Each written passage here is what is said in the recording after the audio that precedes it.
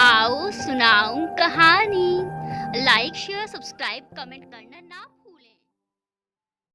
आप देख रहे हैं बेताबी तेरे इश्क की भाग 8 शुरू करने से पहले आप सभी का दिल से आभार दोस्तों।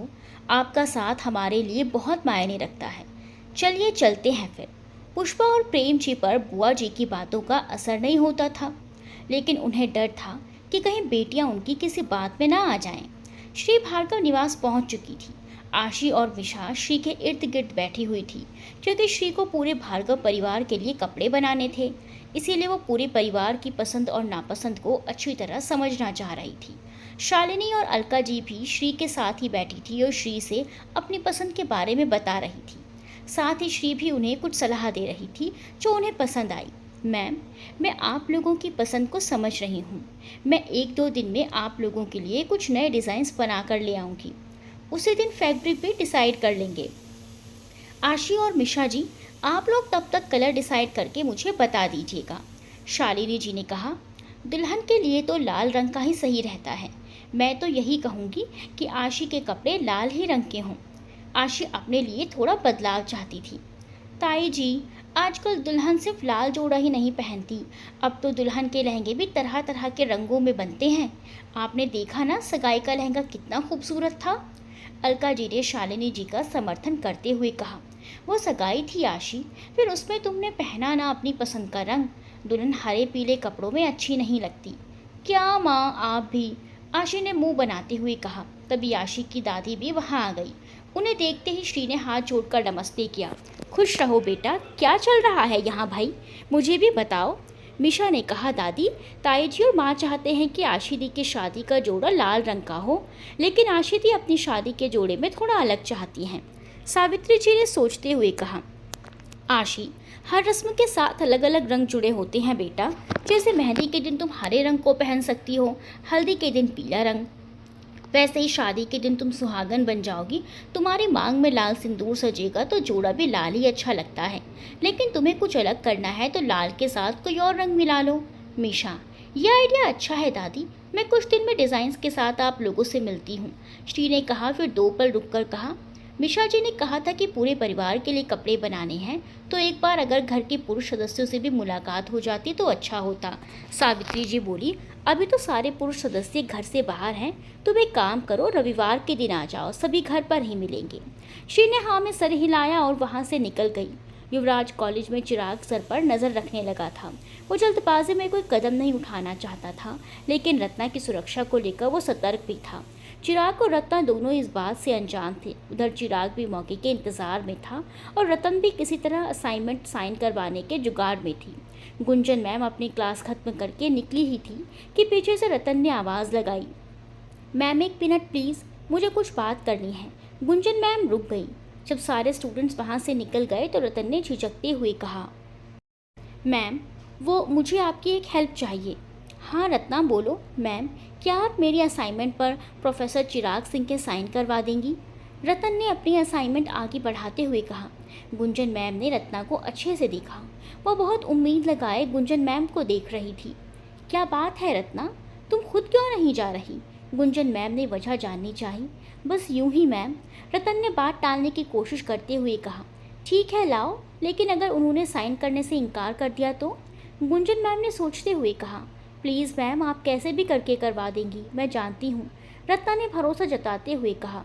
गुंजन मैम को रत्ना का व्यवहार अजीब लगा। रत्ना सच बताओ, तुम क्यों उनके सामने नहीं आना चाहती? गुंजन मैम के दिमाग में शक घर करने लगा था। उन्हें उस दिन की घटना भी याद आ गई जब रत्ना स्टाफ रूम से निकलते हुए उनसे टकराई थी।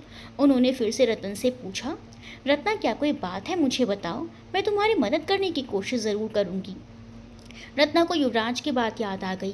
किसी के जुर्म को छुपाना जुर्म करने वाले को बढ़ावा देने के समान होता है। रत्ना ने गुंजन मैम को देखा और उस दिन की हुई घटना उन्हें बता दी। गुंजन मैम को जैसे काट मार गया। उन्हें यकीन नहीं हो रहा था कि कोई प्रोफेसर इतना नीचे गिर सकता है। गुंजन मैम को चिराग की हरकतें पहले भी पसंद नहीं थी, लेकिन उन्होंने ये बिल्कुल भी नहीं सोचा था कि चिराग इतना गिरा हुआ निकलेगा। गुंजन मैम गहरी सोच में डूब गई थी। उन्हें पता था कि चिराग की पहुंच काफ़ी ऊपर तक है, इसीलिए रतन की कही बात कहीं दबकर न रह जाए। चिराग के खिलाफ कोई कार्रवाई नहीं होगी, उल्टा रत्ना पर प्रश्न उठा दिए जाएंगे।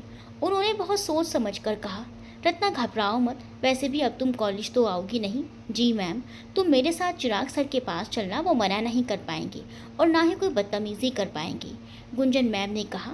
रत्ना को हिम्मत मिली और वो गुंजन के साथ चिराग के पास पहुंची।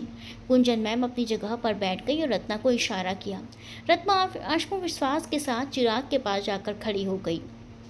उसने धीरे से अपनी फाइल उनके सामने रखकर कहा, सर साइन प्लीज़। चिराग ने रत्ना को एक नज़र देखा, फिर गुंजन मैम को। उसने जानबूझकर रत्ना को इस वक्त यहाँ बुलाया था क्योंकि इस समय स्टाफ रूम खाली रहता था, लेकिन आज गुंजन मैम वहाँ बैठी हुई थी। चिराग ने खिसियाते हुए फाइल के पन्ने पलटे और नाराज़ होते हुए कहा, यह असाइनमेंट बनाया है तुमने? कुछ भी ठीक से नहीं लिखा है। छोटे बच्चे भी तुमसे अच्छी फाइल तैयार करते हैं। लेकिन सर, मैंने तो सब कुछ वैसा ही बनाया है जैसा आपने कहा था, रतन ने अपनी सफाई में कहा। चिराग और ज़्यादा बिगड़ गया। तुम मुझे याद दिलाओगे कि मैंने क्या कहा था? जाने कैसे तुम फाइनल ईयर में पहुंच गई। तुम्हारी ये फाइल तो 10वीं के बच्चे भी बेहतर बना देंगे। चिराग की ऊंची आवाज़ सुनकर गुंजन मैम ने पलटते हुए कहा, क्या बात है चिराग सर, इतने हाइपर क्यों हो रहे हैं? चिराग ने अपनी आवाज़ को मधुर बनाते हुए कहा, मैम, इतना घटिया असाइनमेंट बनाया है इस लड़की ने कि मैं क्या ही कहूँ। क्या मार्क्स आएंगे इसके? रिजल्ट ख़राब हो जाएगा इस लड़की का, परसेंटेज कम हो जाएंगे। इससे अच्छा होगा कि ये फिर से बनाए। रतन घबरा गई। लेकिन लास्ट डेट में सिर्फ 4 दिन बचे हैं सर। 4 दिन कम नहीं होते लड़की, साइन कर दीजिए ना सर। कुछ कम मार्क्स होंगे तो वो इसकी गलती से होंगे, गुंजन मैम ने कहा। ऐसे कैसे मैम, मैं अपने स्टूडेंट्स को बेस्ट देखना चाहता हूँ। मैंने फाइल साइन कर दी, फिर ये assignment head of the department को जाएगी। उनके सामने मैं अपना और अपने स्टूडेंट्स का लेवल कम नहीं होने देना सकता। इसके बाद उसने रत्ना की तरफ देखते हुए कहा, फ्राइडे तक का वक्त है आपके पास मिस यादव। अगर आपने अच्छे से अपना काम कंप्लीट नहीं किया तो आपका ये साल ख़राब हो जाएगा। रत्ना ने कुछ नहीं कहा। गुंजन मैम ने कुछ कहने की कोशिश की तो चिराग ने कहा, मैम, ये मेरा तरीका है और मैं नहीं चाहता कि कोई हस्तक्षेप करे मेरे काम में। गुंजन मैम इसके आगे कुछ भी बोल नहीं पाई। तभी उनका एक कॉल आ गया, वो फ़ोन में व्यस्त हो गई। तभी चिराग ने रतन को घूरते हुए धीरे से धमकी भरे अंदाज में कहा, तुम्हें क्या लगता है कि कोई तुम्हारी मदद कर सकता है? इस कॉलेज में कोई मेरा कुछ नहीं बिगाड़ सकता। मैंने तो सोचा था कि सस्ते में ही छोड़ दूंगा तुम्हें, लेकिन अब तुम देखो कि मैं तुम्हारे साथ क्या करता हूँ। रतन ने रिक्वेस्ट की, प्लीज़ सर, अब तुम जा सकती हो। लेकिन सर, छुट्टी होने ही वाली है। चिराग के चेहरे पर एक कुटिल मुस्कान आ गई। शाम के 4 बज रहे थे। श्री का फ़ोन बजा। वो बुटीक में बैठी काम कर रही थी। श्री ने फ़ोन उठाकर देखा, युवराज का फ़ोन था। उसने अपने सीने पर हाथ रखा और फ़ोन उठा लिया। उधर से कुछ कहा गया तो श्री घबराते हुए बाहर भागी। उसने सीढ़ियों पर खुद को संयत किया और प्रेम जी के पास आकर बोली, पापा, मुझे ज़रूरी काम है। अगर मुझे देर हुई तो आप बुटीक की चाबी घर लेते जाना। प्रेम जी ने कुछ पूछना चाहा, लेकिन श्री तब तक स्कूटी स्टार्ट कर चुकी थी। वो घबराई हुई सी कॉलेज पहुंची। उसने अपनी स्कूटी पार्किंग में पार्क की और अंदर की ओर भागी। उसी वक्त संजू भी युवराज को लेने कॉलेज पहुंचा था। श्री को यहाँ देखकर वो भी चौंक उठा। वो श्री के पीछे अंदर पहुँच गया।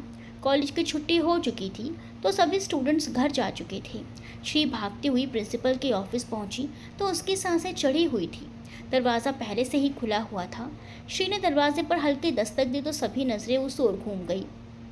प्रिंसिपल का ऑफिस एक बड़ा सा कमरा था। एक बड़ी सी टेबल लगी थी जिसके दूसरी तरफ प्रिंसिपल बैठे हुए थे। उनके टेबल के सामने 4 कुर्सियां कतार में रखी हुई थी, जिनमें से एक पर युवराज बैठा हुआ था और दूसरे पर चिराग। श्री ने नज़र घुमाई तो गुंजन मैम नजर आई, जिन्होंने रतन को संभाला हुआ था। रतन को देखते ही श्री ने आवाज़ दी, रतन। रतन ने नज़र उठाकर देखा और भागकर श्री के गले लग गई और रो पड़ी। रतन के माथे पर चोट लगी थी और उसके टॉप की स्लीव्स फटी हुई थी। रतन, क्या हुआ? किसने किया ये? श्री ने गुस्से में चिराग को घूरते हुए कहा। चिराग सर झुकाकर चुपचाप बैठा रहा। श्री रतन को चुप कराने लगी। वहाँ का माहौल बेहद तनावपूर्ण हो चुका था। श्री ने युवराज की तरफ देखा। युवराज का चेहरा भी लाल था और बाल बिखरे हुए थे।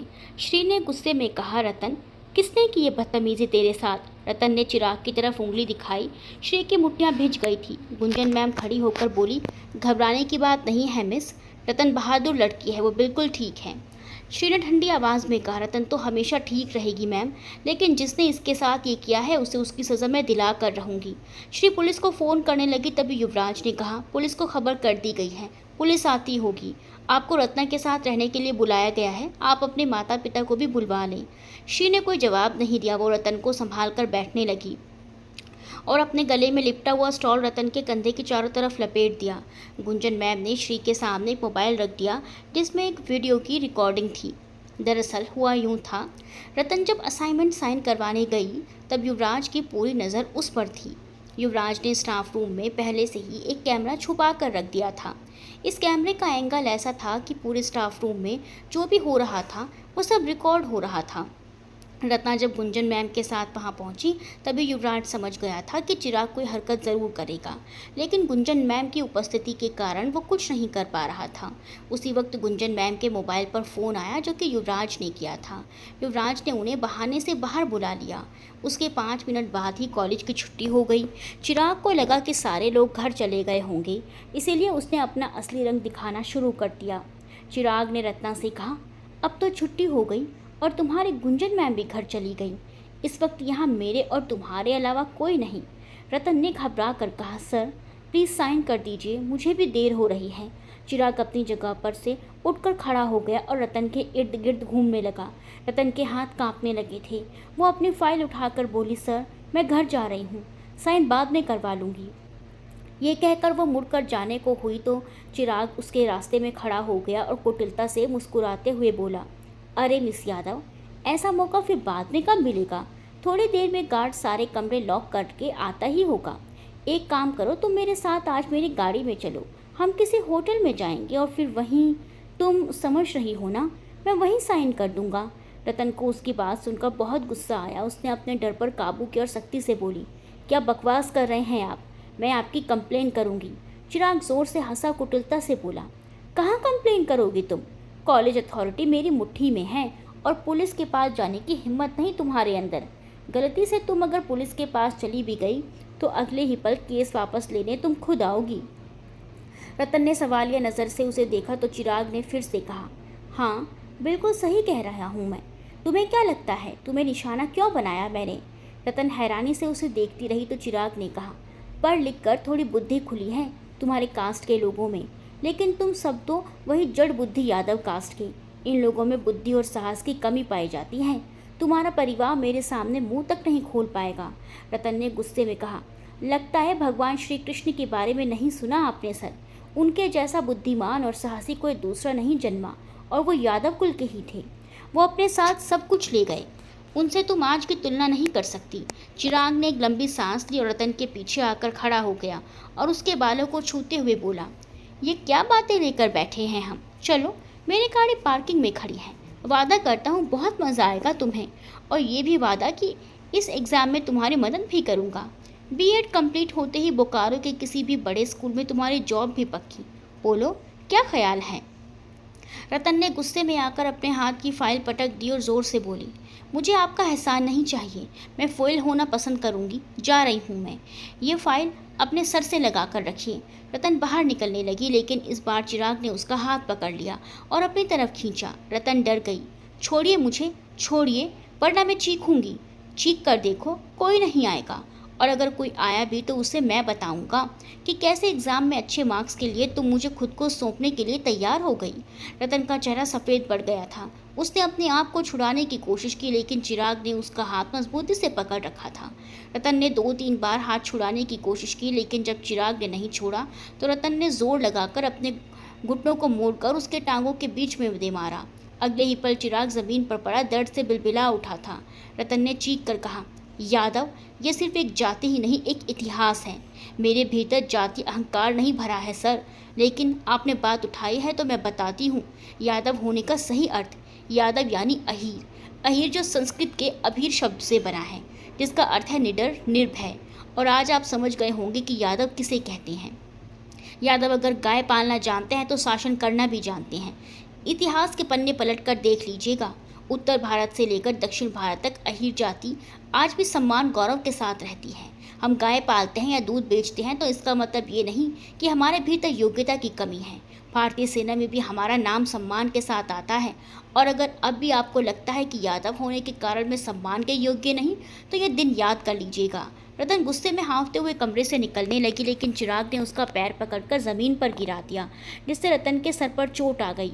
चिराग ने गुस्से में कहा, तुम्हारी इतनी हिम्मत, देखो आज मैं क्या करता हूँ। इसके बाद उस रतन के बाल पकड़कर उठा दिए तो वो दर्द से कराह उठी। वो छुड़ाने की कोशिश में थी कि चिराग ने गुस्से में उसकी बाह पकड़कर खींचा तो उसके टॉप की स्लीव फट गई, लेकिन तभी जोर का एक मुक्का चिराग के मुंह पर लगा और वो जमीन पर जा गिरा। सामने गुस्से में कांपता युवराज खड़ा था। कुंजन मैम ने आकर रतन को संभाल लिया। युवराज ने चिराग को कई घूंसे लगाए, तभी प्रिंसिपल ने आकर उसे रोक दिया था। ये वीडियो क्लिप देखकर श्री का खून खौल उठा। रतन सहमी हुई सी थी। श्री ने कहा, रतन तू डर मत, और तूने तो बहुत अच्छा काम किया है, मुझे गर्व है तुझ पर रतन। संजय दरवाजे के बाहर खड़ा था, उसे भी सारी परिस्थिति समझ में आ गई थी। तभी पुलिस वहां आ गई और चिराग को पकड़कर ले जाने लगी। प्रिंसिपल की ऑफिस से निकलकर जब पुलिस चिराग को ग्राउंड में लेकर आई तो सभी लोग ग्राउंड में इकट्ठा हो गए। चिराग, जो अब तक चुप था, उसने रतन और युवराज को घूर कर देखते हुए कहा, बहुत जल्द मैं वापस आऊँगा और देख लूँगा सबको। चिराग, मैं यहीं हूँ, जब चाहो तब देख लेना, लेकिन दोबारा किसी लड़की के साथ ऐसी हरकत की तो कभी किसी को देखने योग्य नहीं छोड़ूंगा, युवराज ने दांत पीसते हुए कहा। चिराग ने घमंड से कहा, 2 घंटे के अंदर में बाहर, फिर क्या करोगे? और इस लड़की को तो मैं छोड़ने वाला नहीं। अचानक श्री ने रतन को छोड़कर अपनी कुर्ती के स्लीव ऊपर चढ़ाने लगी। अचानक ही वो गुस्से में आगे बढ़ी और जाकर तेजी से चिराग के चेहरे पर एक पंच लगा दिया। सभी कुछ समझ पाते श्री ने ताबड़तोड़ चिराग की पिटाई कर दी। गुस्से में वो बोलती जा रही थी, मेरे रतन को हाथ लगाया तूने और अब सबके सामने धमकी भी दे रहा है, तेरी तो मैं। श्री ने अपने कराटे के सारे स्किल्स चिराग पर उतनी देर में आजमा लिए। चिराग ने श्री का सामना करने की कोशिश की, लेकिन श्री ने उसे कोई मौका नहीं दिया। चिराग अपने घुटनों के बल पर गिरा हुआ था और उसके दांत टूटकर गिरे हुए थे। श्री ने उसके बाल पकड़कर ऊपर खींच दिया और आंखें दिखाते हुए बोली, दोबारा मेरी रतन की तरफ आंख भी उठाई तो आंखें नोच लूंगी तेरी। श्री का गुस्सा और चिराग की अंधाधुंध पिटाई देखकर वहां मौजूद सारे लोग अपनी जगह पर थोड़ी देर के लिए जम से गए थे। संजय की आंखें बाहर आने को ही थी और युवराज की धड़कन मानो रुकने वाली थी। तभी एक पुलिस वाले ने आकर श्री को दूर किया। मैडम बस, आप कानून अपने हाथ में मत लीजिए, इसे सज़ा कानून देगा, वो गरजते हुए बोली। कानून जो इसकी मुट्ठी में है वो सज़ा देगा इसे तो सज़ा मैं दिलवाऊंगी। श्री का ये रूप युवराज और संजय आंखें फाड़ कर देख रहे थे। श्री गुस्से में हाँफ रही थी। तभी रतन उसके पास आई और उसकी पीठ सहलाते हुए बोली, बस बस दी, इतना गुस्सा नहीं, शांत शांत। श्री ने सबके सामने रतन को गले से लगा लिया, मानो रतन को खोने से डर रही हो। रिलैक्स दी, मैं ठीक हूँ। दोनों बहनें एक दूसरे को अच्छी तरह से देख रही थी। तभी संजय युवराज के पास आया और उसके कानों में बोला, पंडित बे, ये भाभी के अंदर जैकी जैन की आत्मा घुस गई थी बे। युवराज ने संजय को घूर कर देखा तो संजय ने मुस्कुरा कर कहा, और नहीं तो क्या, जिन्हें हम समझ रहे थे नाजुक सी कली, वो निकली ज्वालामुखी। अब तो बच के रहना पड़ेगा भाभी से। मैं नहीं चाहता कि इस चिराग की तरह मेरे भी दांत ज़मीन पर गिरे मिले। युवराज के चेहरे पर एक अलग ही रौनक आ गई थी। उसने श्री को गर्व से देखा। इसके दिल में आज श्री के लिए एक अलग ही सम्मान भराया था। उसने मन ही मन कहा, आज तक सिर्फ आपसे प्रेम करता आया हूँ, लेकिन आज से आप पर गर्व भी करूँगा। जिस तरह आपने अपनी बहन के लिए कदम उठाया, निडर होकर उसके साथ खड़ी रही, आपने आज अपना ये रूप दिखाकर मुझे आपसे इश्क करने के लिए और भी ज़्यादा मजबूर कर दिया। युवराज ने एक लंबी सांस ली और श्री रतन को देखने लगा। पुलिस चिराग को पकड़ कर ले गई, लेकिन चिराग जिस तरह से रतन और श्री को देख रहा था, युवराज का चेहरा तन गया। वो आगे बढ़ा और श्री के आगे खड़ा हो गया। इससे चिराग अब श्री को नहीं देख पा रहा था। चिराग ने नफरत और क्रोध से युवराज को देखा और फिर मुंह फेर कर चला गया। प्रिंसिपल सर ने आगे बढ़कर श्री से कहा, मैडम, हमारे कॉलेज के रेपुटेशन का सवाल है। मेरी रिक्वेस्ट है कि इस मामले को ज़्यादा ना बढ़ाएं। श्री, जिसका गुस्सा अभी भी शांति नहीं हुआ था, वो और गुस्से में भड़क गई। उसने कहा, सर, ये आपके कॉलेज का नहीं, मेरी बहन के रेपुटेशन का सवाल है और मुझे जो करना है वो तो मैं करूँगी ही। मैडम, रत्ना को कोई दिक्कत नहीं होगी, मैं आपको आश्वासन देता हूँ। 4 दिनों की बात है, फिर रत्ना का सामना प्रोफेसर चिराग से नहीं होगा तो क्या? रत्ना नहीं तो वो प्रोफेसर किसी और लड़की को अपना शिकार बनाएगा। इस बार इसे छोड़ दिया तो उसकी हिम्मत बढ़ जाएगी। मैं उसे किसी कीमत पर नहीं छोड़ने वाली। श्री ने गुस्से में कहा, उसने मेरी बहन को कितना मानसिक तनाव दिया है। इसकी जगह कोई और लड़की होती तो क्या होता सर? श्री ने एक नज़र युवराज को देखा, फिर प्रिंसिपल को देखकर बोली, रत्ना की जगह पर यदि आपकी बहन या बेटी होती तो तब क्या आप अपनी कॉलेज की रेपुटेशन के लिए चुप हो जाते? प्रिंसिपल सर के पास कोई जवाब नहीं था। युवराज और संजय की मुट्ठियां तनी हुई थी। एक पल के लिए युवराज को रतन के अंदर आशी की झलक दिखाई दी। उस एक ही पल में रतन की जगह आशी की कल्पना करके युवराज के शरीर का सारा खून उसके चेहरे पर जमा हो गया। उसने अपनी मुट्ठियां खोल दी और श्री की तरफ घूम कर कहा, आप बिल्कुल सही कह रही हैं। ऐसे अपराधियों को हम बिल्कुल भी क्षमा नहीं कर सकते। उसे सज़ा ज़रूर ही दी जाएगी। संजय भी युवराज के बगल में आकर खड़ा हो गया। युवराज ने प्रिंसिपल से कहा, सर, अगर हम सब अपने पद और सम्मान को बचाने के लिए ऐसी बातें छुपाने लगे तो हम सबको अपने पद का त्याग कर देना चाहिए। प्रिंसिपल सर ने कुछ नहीं कहा और वहाँ से चले गए। गुंजन मैम आगे आई और रतन के सर पर हाथ फेर कर कहा, I am proud of you. जिसके पास तुम्हारे जैसी बड़ी बहन हो उसे डरने की ज़रूरत नहीं। मैं भी तुम्हारा साथ दूंगी। रतन मुस्कुरा दी। Thank you ma'am. Gunjan ma'am भी वहाँ से चली गई। एक एक करके वहाँ से सभी लोग चले गए। अब वहाँ युवराज और संजय बचे थे। श्री रतन से अलग हुई और युवराज की तरफ बढ़ गई। श्री उसके सामने खड़ी हो गई और हाथ जोड़कर बोली, पंडित जी। युवराज के चेहरे पर मुस्कान आ गई। आपका बहुत बहुत धन्यवाद। अगर आप सही समय पर ना आते तो पता नहीं क्या होता।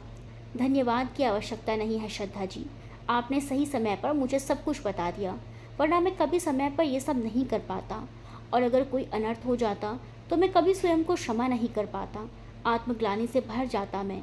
मुझे आभास था कि चिराग कुछ गलत कर रहा है, किंतु आपने मुझे बताया कि वो क्या कर रहा है। सही समय पर आपने यदि सच नहीं बताया होता तो चिराग रत्ना को आगे भी परेशान करता रहता। मैंने जो भी किया अपने लिए किया। श्री ने युवराज की आंखों में देखा, फिर वही सम्मोहन नजर आया, लेकिन इस बार श्री ने नजरें नहीं फेरी। वो मुस्कुरा दी और फिर से हाथ जोड़कर रतन की तरफ बढ़ गई। वो रतन को अपने साथ लेकर जाने लगी। तभी संजय ने आकर कहा, यदि आप बुरा ना माने तो क्या मैं आप दोनों को घर छोड़ दूं? मैं रतन को लेकर चली जाऊंगी, आप परेशान ना हो। संजय ने युवराज को देखा। युवराज ने कुछ नहीं कहा। श्री रतन को लेकर चली गई। संजय युवराज के पास आकर बोला, अबे पंडित, अच्छा मौका था। हम भाभी को छोड़ने उनके घर तो चले जाते, साथ ही भाभी के परिवार से भी मिल लेते। क्या पता वो तुझसे प्रभावित हो जाते।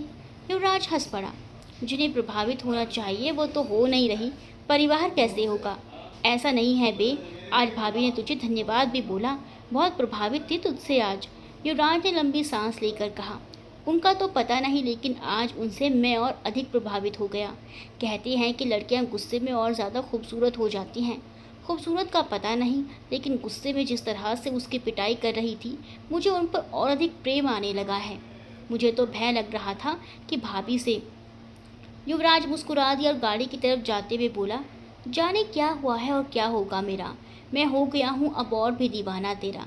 संजय उसके पीछे हो लिया। उसके कंधे पर हाथ रखते हुए बोला, चल, उस चिराग का कुछ सोचना पड़ेगा। राजपूत समाज अब भाभी के पीछे बढ़ने वाला है।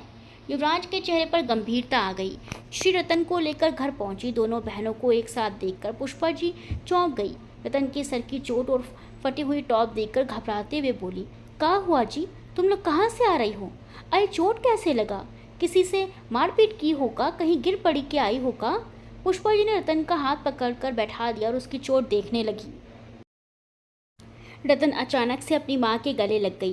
पुष्पा जी चौंक गई। उनका दिल घबरा उठा था। वो रतन के बालों में हाथ फेरते हुए बोली, रतन क्या हुआ? सब ठीक तो है ना? रतन ने कोई जवाब नहीं दिया तो उन्होंने श्री की तरफ देखा। श्री, तुम बताओ, कहाँ से इसको लेके आ रही हो जी? तुम तो पापा के साथ आती हो ना? और रतन को इतना देर कहाँ हो गया? श्री ने पुष्पा जी के कंधे पर हाथ रखकर कहा, घबराने की बात नहीं है माँ, सब ठीक है। राशि और तनु भी कमरे से बाहर निकलकर रतन के पास बैठ गई। रतन को देखकर ही लग रहा था कि कोई गंभीर बात ज़रूर है। पुष्पा जी ने सख्त होकर पूछा, लेकिन हुआ कहाँ है? कुछ तो बताओ। श्री ने रतन को देखा और फिर शुरू से लेकर अब तक की सारी बातें बता दी। सारी बातें सुनकर पुष्पा जी का दिल दहल गया। उन्होंने रतन को कस के सीने से लगा लिया। हमको काहे नहीं कुछ बताई जी? हमको पहले बताते तो हम आज तुम्हारा पापा तुम्हारा कॉलेज में जाकर उस मास्टर का टांग तोड़ देते। तुमको बताना चाहिए था बेटा। रतन ने शांति से कहा, मम्मी, मैंने सोचा था कि कुछ दिनों की बात है, वे फाइनल एग्ज़ाम्स हो जाएंगे तो मुझे कॉलेज जाना ही नहीं होगा। लेकिन श्रीदी ने उसको बहुत मज़ा चखाया, जो कि सही की तुम लोग चिंता मत करो। आगे पापा संभाल लेंगे। बुआ जी जो अब तक चुप बैठी थी, उन्होंने अपना ड्रामा शुरू कर दिया। हे भगवान, अब यह दिन देखना बाकी था। अगो है कि अपना शादी से भागकर समाज में नाक कटाई और एगो अपना इज्जत टुटवा के आई है। हम कहते हैं अकेला तुम लोग का पापा का संभालेगा। पगला गए हो का दुल्हन तुम भी? ये बात को दबा के ख़त्म करना चाहिए, न कि और बढ़ाना चाहिए। और तुम लोग ये लोग का बात में साथ देती हो। जब लोगों को पता चलेगा कि ये रतनिया के साथ क्या हुआ है तो कौन रिश्ता रखेगा तुम लोग से? शतिया का शादी का बात चल रहा है, उन लोग को पता चला कि लड़की का बहन अपना मास्टर से फंस गई थी तो शादी के लिए मना नहीं कर देगा। बुआ जी की बातें सुनकर श्री की आंखों से आंसू बहने लगे। श्री ने कुछ कहना चाहा, लेकिन पुष्पा जी ने बुआ जी को जवाब देते हुए कहा, बस बहुत हो गया बुआ जी, सारा बात आप सुन रही हैं, तब भी हमारी बेटी पर ऐसे कीचड़ उछाल रही हैं आप सुनी ना कि वो मास्टर रतन के साथ बदतमीजी किया था, तो रतन का गलती कैसे हो गया? और ये का बकवास किए जा रही हैं, आपकी इज्जत उठवा के आई है तो फंस गई हैं। ऐसा बात बोलने का कोई ज़रूरत नहीं है। बहुत दिन से आपका बात सह रहे हैं, लेकिन अब हमारी बेटी लोग का खिलाफ कुछ बोली था आप सीधा टिकट कटवा के बस पे चढ़ाएंगे, बता दे रहे हैं। बुआ जी पुष्पा जी का ये रूप देखकर चुप हो गई। प्रेम जी रात को जब घर पहुंचे तो घर का माहौल बेहद अलग था। हॉल में कोई भी नहीं था, चारों बहनें अपने कमरे में थी। बुआ जी चुपचाप अपने बिस्तर पर बैठी हुई थी। पुष्पा जी कमरे में थी। आम दिनों में जब भी प्रेम जी घर आते तो चारों बहनें हॉल में टीवी देख रही होती, लेकिन आज टीवी भी बंद था। प्रेम जी ने आकर आवाज़ दी, बाबू, रतन, रतुन, तनु, राशि, कहाँ हो जी तुम लोग सब? और इतना शांति कहाँ है जी? किसी ने कोई जवाब नहीं दिया तो वो किचन में घुस गए। पुष्पा जी चाय छान रही थी। प्रेम जी ने पूछा, मलकाइन, कुछ हुआ है का? सब कहाँ है? पुष्पा जी ने प्रेम जी की तरफ देखा तो उनकी पलकें छलछला आई। उन्होंने उन्हें पानी का ग्लास थमाते हुए भरे गले से कहा, चलिए साथे चाय पीते हैं, बोल के आ रहे हैं हम सबको। प्रेम जी ने पानी का ग्लास वहाँ रख दिया। पहले हमको बताइए कि बात का है। कोई छोटा मोटा बात हमारी मलकाइन का आंख में आंसू नहीं आता। पुष्पा जी आंखें साफ करते हुए बोली, आप बहुत अच्छे से जानते हैं ना जी हमको, और नहीं तो क्या जानेंगे नहीं? शुरू का कुछ साल आपको नहीं जान पाए, लेकिन अब इतना साल तक जान गए हैं। पुष्पा जी ने गंभीर शब्दों में कहा, आत्मसम्मान और झूठा इज्जत में जब एक को चुनना पड़े तब लोग झूठा इज्जत ही चुनता है। समाज में इज्जत बना रहे ये खातिर बहुत सारा दुख तकलीफ भी सह लेता है, लेकिन हम लोग अपनी बेटी लोग को आत्मसम्मान को आगे रखना सिखाए, समाज का चिंता करना नहीं। लेकिन समाज का लोग को ये सब अच्छा नहीं लगता, नहीं सुहाता। आप साफ साफ बोलिएगा, क्या बात क्या है? पुष्पा जी ने सारी बातें प्रेम जी को बता दी। उनकी मुट्ठियाँ भिज गई, लेकिन इस वक्त उन्हें जोर से नहीं होठ से काम लेना था। उन्होंने पुष्पा जी को सीने से लगाया और बोले, मलकाइन, हमको आपका ऊपर, अपनी बेटी लोग का ऊपर पूरा भरोसा है, गर्व भी है। श्रिया रतन कुछ गलती नहीं किया, आप बाकी का चिंता हमारा ऊपर छोड़ दीजिए। लेकिन आप क्या करेंगे? जल्दी आप जान जाइएगा। अभी चलिए चाय पीजिए। चाय पीने के बाद प्रेम जी सीधा बेटियों के कमरे की तरफ बढ़ गए। उन्होंने आवाज़ दी, बाबू सो गई का? इतना जल्दी तुम लोग? अंदर से राशि की आवाज़ आई, नहीं पापा। प्रेम जी ने दरवाज़ा खोला और अंदर आ गए। रतन लेटी हुई थी, उसके सर पर छोटी सी पट्टी लगी हुई थी। श्री उसके सिरहाने बैठी हुई थी। श्री ने कहा, पापा, रतन के सर में दर्द था, उसने अभी अभी दवाई खाई है। प्रेम जी ने रतन को देखा। रतन जो चंचल चिड़िया की तरह एक जगह से दूसरी जगह फुदकती रहती थी, उसे इस तरह शांति से लेटा हुआ देखकर प्रेम जी को बेहद तकलीफ हो रही थी। एक पिता के दिल पर इस समय क्या गुजर रही होगी ये कह पाना मुश्किल था। रतन ने एक नज़र प्रेम जी को देखा तो कमज़ोर पड़ गई। उसने हल्के से कहा, पापा। प्रेम जी ने कहा, तुम तीनों लोग बाहर जाओ, हम रतन को लेकर आते हैं। श्री ने सर हिला दिया, रतन के माथे को सहलाते हुए वहाँ से निकल गई। उसके पीछे तनु और राशि भी निकल गई। रतन उठकर बैठ गई थी। प्रेम जी आकर उसके पास बैठ गए और सर की चोट देखते हुए बोले, बहुत दर्द हो रहा है? रतन ने सर हिला दिया। इतना शांत काहे हो? हमको फ़ोन काहे नहीं की? रतन ने धीरे से कहा, सॉरी पापा, दी वहाँ आ गई थी, फिर वो मुझे लेकर सीधा यहाँ आ गई। प्रेम जी ने रतन के सर पर हाथ रख दिया। हमको अपना बेटी पर गर्व है और रहेगा, मायूस होने का ज़रूरत नहीं है, हम हैं ना अभी। लेकिन पापा, वो बड़े लोग हैं, बड़े बड़े लोगों से उनका जान पहचान है। तो का हुआ? जान पहचान से का होता है? हमारा भी बहुत जान पहचान है। उसको तुम्हारा पैर पे गिरा के माफ़ी मंगवा देंगे हम, देखना तुम। पापा वो आपको तंग किया तो तुम काहे चिंता कर रही हो? चलो बाहर बैठो। नहीं पापा, मैं नहीं जाऊंगी, बुआ दादी कहती हैं कि। बुआ दीदी का बात का गोली मारो, उनका बात का एक कान से सुन के दूसरे कान से निकाल दिया करो। प्रेम जी ने मन ही मन एक फैसला किया और रतन के साथ हॉल में निकल आए। अगली सुबह मुँह अंधेरे ही प्रेम जी अपनी बाइक से कहीं निकल गए। लगभग 2 घंटे बाद जब वो लौटे तो उनके चेहरे पर राहत थी। उन्होंने श्री से कहा, ए बाबू, तुम आज दुकान जाओ, हम रतन को कॉलेज छोड़ कर आएंगे। लेकिन पापा, मैं कॉलेज नहीं जाऊंगी। काहे नहीं जाओगी भाई? बिल्कुल जाओगी और परीक्षा दोगी। लेकिन पापा, डरना नहीं है बेटा, हिम्मत करना है, आगे बढ़ना है। ऐसा लोग का डर से घर में छुप कर के बैठना कायरता है। और तुम कायर नहीं, बहादुर हो। श्री ने जब सुना कि प्रेम जी रतन को कॉलेज छोड़ने जाना चाहते हैं तो उसका दिल भी कॉलेज जाने का करने लगा। ऐसा क्यों था पता नहीं। उसे रतन की फिक्र भी थी और शायद युवराज को एक नज़र देखने का लालच भी। इसीलिए उसने कहा, पापा मैं भी चलूं? हम दोनों साथ में वहाँ से दुकान पर चले जाएंगे। ठीक है बाबू, चलो। तब तो ऑटो लेना पड़ेगा, राशि ने आगे बढ़कर कहा। पापा, आप लोग स्कूटी और बाइक दोनों ले जाइए, मैं और तनुदी ऑटो से ले लेंगे। कॉलेज के गेट के बाहर ऑटो आकर रुका। उसमें से प्रेम जी उतरे, उनके पीछे रत्ना और अंत में श्री। प्रेम जी ने काली धारियों वाली शर्ट और काली पैंट पहनी हुई थी। उनके पैरों में भूरे रंग की चमड़े की चप्पल थी। रतन ने आज घुटनों तक लंबी काली कुर्ती और उसके साथ पैंट पहनी हुई थी। श्री ने नीले रंग की कुर्ती और सफ़ेद पैंट पहनी हुई थी। प्रेम जी आगे चल रहे थे और रतन का हाथ थामे श्री पीछे चलने लगी। जैसे वो तीनों कॉलेज गेट के अंदर आए, युवराज भी संजय के साथ अपनी कार से वहां पहुंचा। श्री और रतन को देखकर उसने गाड़ी रोक दी और उतर गया। युवराज को सामने देखकर श्री के पेट में गुदगुदी सी महसूस हुई। युवराज ने रत्ना से कहा, रतन, आपको कॉलेज में देखकर अच्छा लगा। रतन ने सर उठाकर देखा और हल्के से बोली, good morning sir. Prem ji सामने खड़े सुंदर से युवक को देख रहे थे। कोई शिक्षक इतना विनम्र भी हो सकता है क्या? वो सोच ही रहे थे कि रत्ना ने कहा, सर, ये मेरे पापा हैं, श्री प्रेम प्रकाश यादव। और पापा, ये भार्गव सर हैं, युवराज भार्गव। युवराज ने हाथ जोड़कर प्रेम जी से कहा, नमस्ते। प्रेम जी ने कहा, नमस्ते नमस्ते। आप यहाँ टीचर हैं? जी, मैं अंग्रेज़ी विषय का प्रोफेसर हूँ। तभी श्री ने धीरे से प्रेम जी के कान में कुछ कहा तो प्रेम जी ने चौंक कर युवराज को देखा और अचानक से हाथ जोड़कर बोले, हम आपका बहुत आभारी हैं सर। अगर आप सही समय पर हमारी रतन का मदद नहीं किए होते तो। युवराज ने उनके जुड़े हुए हाथ पकड़ लिए। ऐसा मत कीजिए, आप बड़े हैं, आपके जुड़े हुए हाथ मुझे अपनी नज़रों में गिरा रहे हैं। मैंने कोई एहसान नहीं किया है। प्रेम जी ने सर हिला दिया और बोले, हम तनी प्रिंसिपल सर से मिलके आते हैं। युवराज ने उनके हाथ छोड़ दिए और प्रेम जी ने श्री से कहा, बाबू, रतन का क्लास देख लो, तब तक हम आते हैं। इतना कहकर प्रेम जी ऑफिस की तरफ बढ़ गए। रतन धीरे धीरे आगे बढ़ी। उसने श्री का हाथ कसकर थामा हुआ था। युवराज ने देखा कि रतन अभी भी डरी हुई है तो उसने कहा, रतन, आपकी फ़ाइल सीधा हेड ऑफिस डिपार्टमेंट को भेज दी गई है। आपको चिंता करने की आवश्यकता नहीं है, आप निडर होकर यहाँ पढ़ाई कर सकती हैं। अब चिराग कॉलेज में नज़र नहीं आने वाला। रतन ने हाँ में सर हिलाया। Thank you sir. फिर उसने श्री से हाथ छुड़ाया और बोली, मैं ठीक हूँ दी, मैं क्लास में जा रही हूँ। रतन वहाँ से अपने क्लास की तरफ बढ़ गई। युवराज और श्री गलियारे में खड़े थे।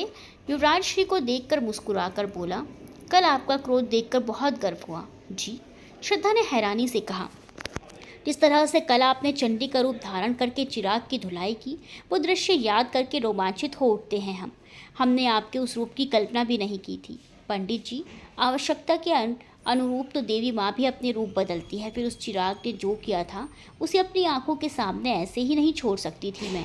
श्री ने युवराज से नजरें चुराते हुए कहा। युवराज मुस्कुराकर बोला, आपने बिल्कुल सही किया पंडित जी, चिराग को सज़ा मिलेगी ना? युवराज के चेहरे पर अचानक से गंभीरता आ गई। उसने कहा, उसे सज़ा अवश्य मिलेगी। इस महाविद्यालय से इसे निष्कासित कर दिया गया है। उसे अगर बेल मिल भी जाती है तो भी अब कभी शिक्षण कार्य नहीं कर पाएगा और मैं स्वयं ये निश्चित करूँगा कि कानून भी उसे कठिनतम सज़ा दे। श्री ने युवराज के चेहरे को देखा और फिर उसकी आंखों के सम्मोहन में उलझ सी गई। युवराज ने उसे अपनी तरफ देखते पाकर कहा, आप क्या देख रही हैं? श्री चौंक गई। जी पंडित जी, वो कुछ नहीं, मैं तो बस पापा का इंतज़ार कर रही हूँ। तभी संजय ने युवराज को आवाज़ दी, पंडित बे, तुम कहाँ खड़े हो और हम कब से तुम्हें ढूंढ रहे हैं। युवराज संजय की तरफ मुड़ा। युवराज की पीठ श्री की तरफ थी। श्री की नज़रें युवराज की पीठ पर जम गई। युवराज ने आज जामुनी रंग की शर्ट और सफ़ेद पैंट पहनी हुई थी। श्री को उसकी पीठ देखकर वो दिन याद आने लगा जब भार्गव निवास में वो उसके पीठ से जाकर टकरा गई थी। तभी बेल बजी और सभी स्टूडेंट्स अपनी अपनी क्लास की तरफ जाने लगे। युवराज संजय के साथ बातों में उलझा था और श्री ख्यालों में। उन्हें पता ही नहीं चला कि एक साथ कई विद्यार्थी उस गलियारे से होकर गुजरने लगे थे। तभी अचानक 5-6 लड़कों का समूह तेजी से आया और श्री को धकेलते हुए आगे बढ़ गया। श्री लड़खड़ाते हुए एक बार फिर युवराज के पीठ से जा लगी। ये सब इतनी जल्दी में हुआ कि श्री को संभलने का मौका ही नहीं मिला। कुछ सेकंड्स के लिए उसका दिमाग जानो एकदम खाली हो गया था। उसके दोनों हाथ युवराज की पीठ पर थे और वो घबराकर पीछे हटने भी भूल गई थी। युवराज भी एक पल को शून्य हो गया था, लेकिन वो तुरंत ही अभी हुई घटना को भांप चुका था। युवराज पीछे मुड़ने के लिए हिला तो श्री होश में आई और उसने अपने कदम पीछे खींच लिए और अपने हाथ सीधा करके खड़ी हो गई।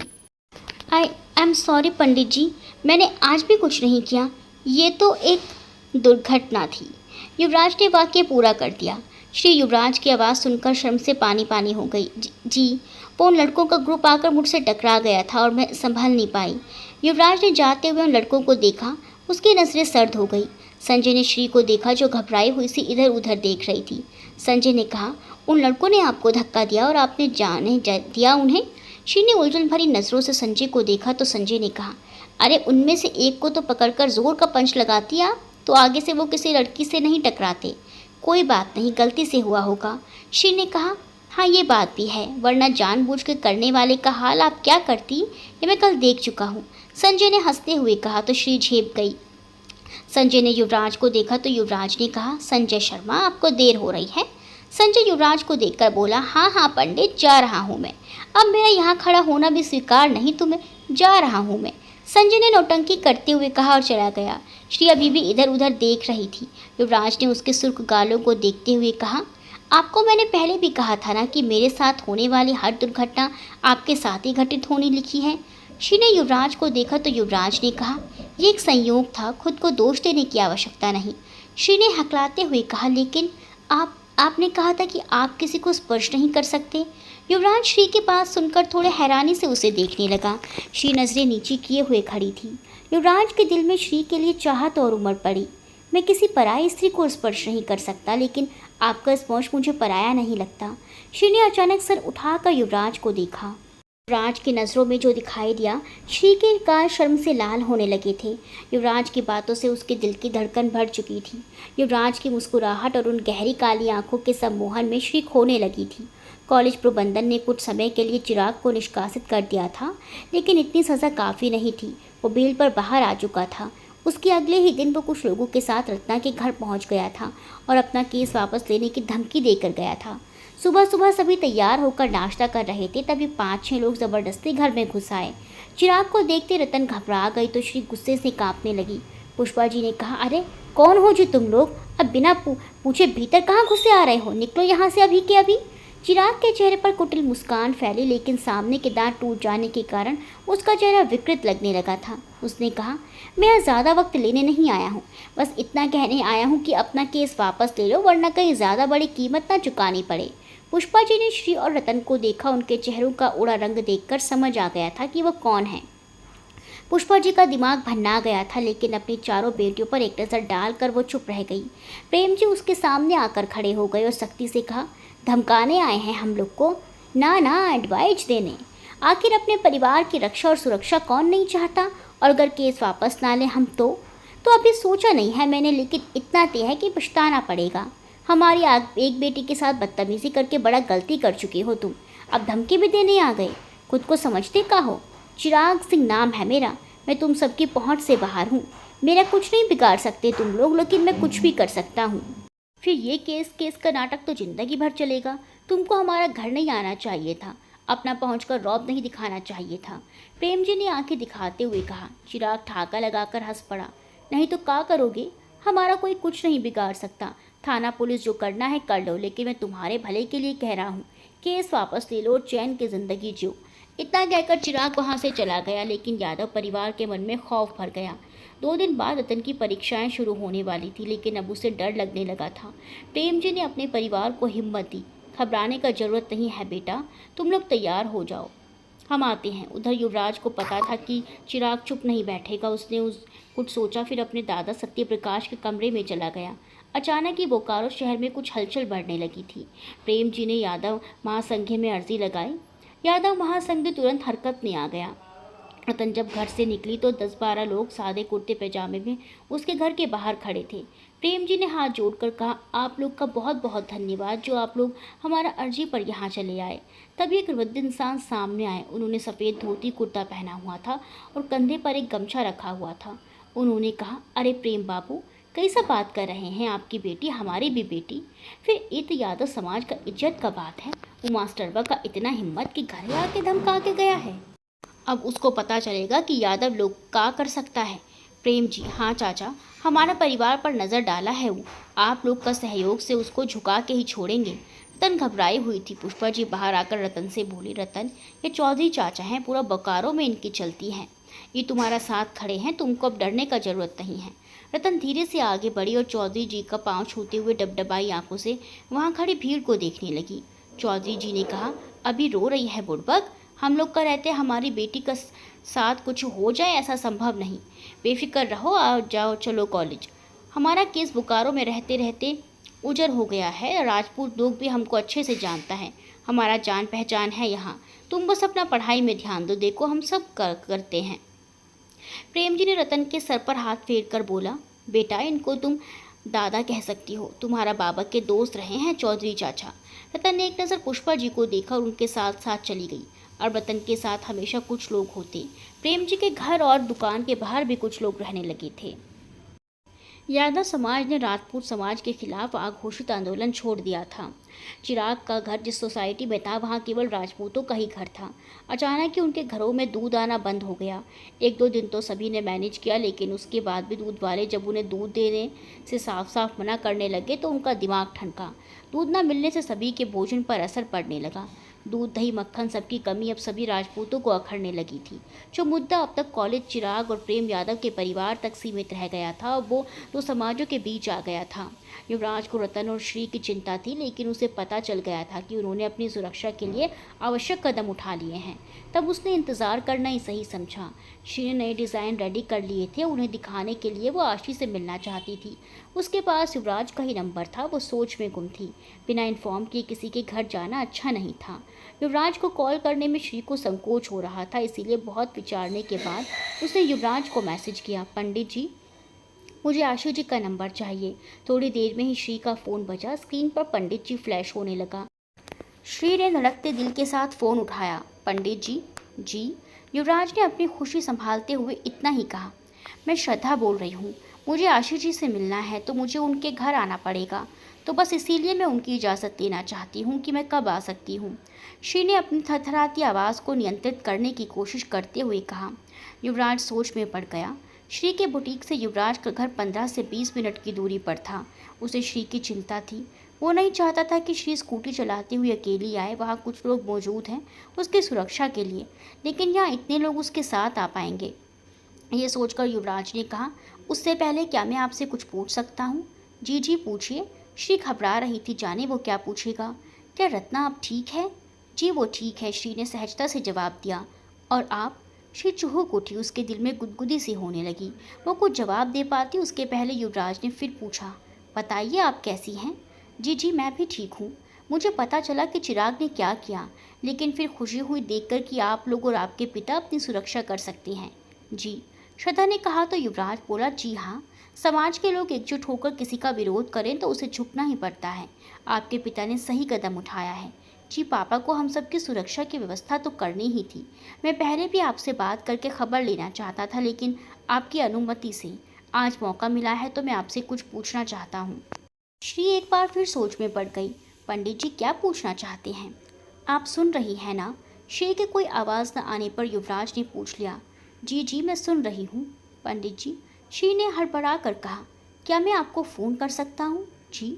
श्रद्धा ने हैरानी से जी कहा। अगर आप ना चाहें तो बेझिझक मना कर दीजिए। नहीं, ऐसी कोई बात नहीं, परेशान ना हो, मैं ऐसा में परेशान नहीं करूँगा। जी, श्रद्धा ने कहा तो युवराज बोला, इसका अर्थ ये हुआ कि मैं आपका हालचाल जानने के लिए कभी कभी आपको फ़ोन कर सकता हूँ। श्री खामोश रह गई। वो युवराज को मना नहीं कर सकती थी और ना करने की कोई वजह भी तो नहीं थी। श्री ने बात बदल दी, मैं आशी जी से कब मिल सकती हूँ? थोड़ी देर सोचकर युवराज ने कहा, शाम 4 बजे। मैं आशी के साथ स्वयं आ जाऊँगा। अभी इतनी दूर आपका अकेला आना सही नहीं।